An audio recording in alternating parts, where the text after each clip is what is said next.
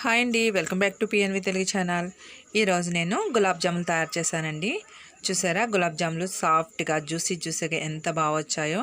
ఈ గులాబ్ జాములు ఎలా తయారు చేశాను ఏంటనేది నేను మీకు వీడియోలో చూపిస్తాను.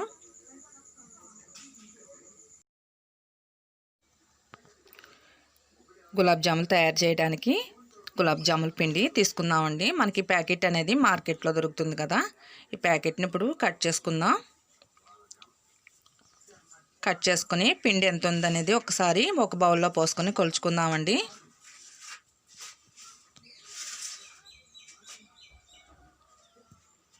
ఇలాగా పిండిని కొలుచుకోవడం వల్ల మనకి షుగర్ అనేది ఎంత పడుతుంది అనేది మనకి కొలత అనేది అర్థమవుతుందండి. అందుకని చెప్పేసి ఒక బౌల్లో పోసాను. ఈ పిండిని ఒక మిక్సింగ్ బౌల్లో వేసి కలుపుకుందాం. కాచి చల్లార్చిన పాలండి. ఈ పాలతో పిండిని కలుపుకోవాలి. కలుపుకునే ముందు మనం ఉండలు లేకుండా పొడిగా చేసుకున్న తర్వాత మనం పాలను పోసి కొద్దిగా పోసుకుంటూ పిండిని కలుపుకోవాలండి. ఒక్కసారి పోయకూడదు. ఇలా పోస్తూ ముద్దలా కలుపుకోవాలి. పిండిని కూడా చాలా సాఫ్ట్గా కలుపుకోవాలండి, గట్టిగా కలుపుకూడదు. ఈ విధంగా ముద్దలా వచ్చేటట్టు సాఫ్ట్గా కలుపుకోవాలి. చూసారా, ఈ విధంగా మనం కలుపుకుంటే మనకి గులాబ్ జాములు అనేవి చాలా సాఫ్ట్గా వస్తాయి. గట్టిగా ఫ్రెష్ చేయకూడదనమాట. ఇప్పుడు ఒక స్పూన్ ఆయిల్ కూడా వేసి కలుపుకుందామండి. ఇలాగా ఆయిల్ పోసి ఒక్కసారి పిండి అంతా కలుపుకొని కొద్దిసేపు పక్కన పెట్టేసుకుందామండి. పాకం రెడీ అయ్యేలోగా కొద్దిసేపు పిండి అనేది నానుతుంది అనమాట. పంచదార అండి. ఒక కప్పు మనం గులాబ్ జాముల పిండి తీసుకున్నాం కాబట్టి 2 కప్పులు పంచదార తీసుకుందాం. 2 కప్పులు అయితే మనకు సరిపోతుందండి. కొంచెం స్వీట్ ఎక్కువ తినేవాళ్ళు అయితే 3 కప్పుల దాకా తీసుకోవచ్చు. 2 కప్పులు షుగర్కి వచ్చేసి మనకి 3 కప్పులు వాటర్ పడుతుందండి.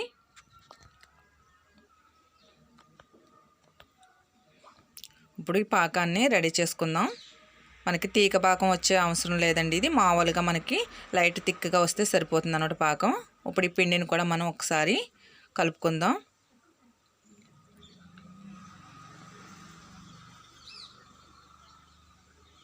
మనం పిండి కలుపుకున్నాక మనం ఇలా చూస్తే అర్థమైపోతుందండి. లోపల చూసారా హెయిర్ బబుల్స్లా వచ్చాయి కదా.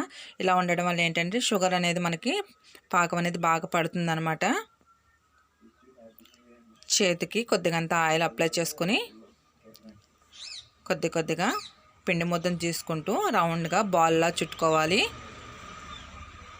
గట్టిగా ప్రెస్ చేయకూడదండి, స్మూత్గా రౌండ్గా చుట్టుకోవాలి.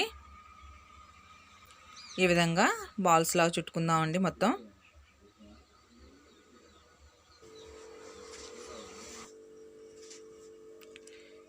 ఈ గులాబ్ జాములు అనేవి పిల్లలు కూడా చాలా ఇష్టంగా తింటారండి. పిల్లలే కాదు, పెద్దవాళ్ళం కూడా మనం కూడా చాలా ఇష్టంగా తింటాము. చాలా టేస్ట్ ఉంటాయి కదండి. ఈ గులాబ్ జాములన్నీ ఇలాగా ఉండలుగా ముందు తయారు చేసి పెట్టుకుందాం. ఇప్పుడు డీప్ ఫ్రైకి సరిపడా ఆయిల్ పోసి స్టవ్ మీద పెట్టుకుందామండి. ఆయిల్ వేడెక్కేలోగా మనం యాలకులు పొడి చేసి పంచదార పాకంలో వేసుకోవాలి. పంచదార పాకం అనేది లైట్ థిక్గా ఉంటే సరిపోతుంది. ఈ విధంగా స్టవ్ కట్టేసుకున్నానండి. ఇప్పుడు ఆయిల్ వేడెక్కుతుంది. ఆయిల్ అనేది మనకి గులాబ్ జాములకి లైట్ వేడి ఉండాలండి, మరీ ఎక్కువ వేడి ఉండకూడదు. ఇలాగా గులాబ్ జాములు మొత్తం ఆయిల్లో వేసేసుకోవాలండి.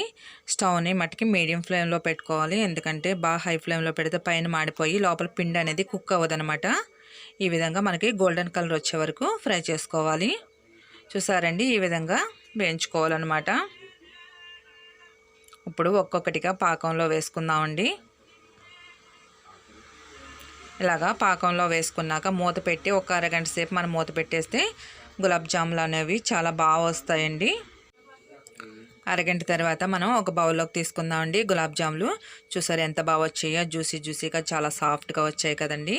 పిల్లలు కూడా చాలా ఇష్టంగా తింటారు ఈ విధంగా చేస్తే. అలాగే మీరు ఎవరైనా మన ఛానల్ కానీ ఫస్ట్ టైం చూసినట్లయితే ఛానల్ను తప్పకుండా సబ్స్క్రైబ్ చేసుకోండి.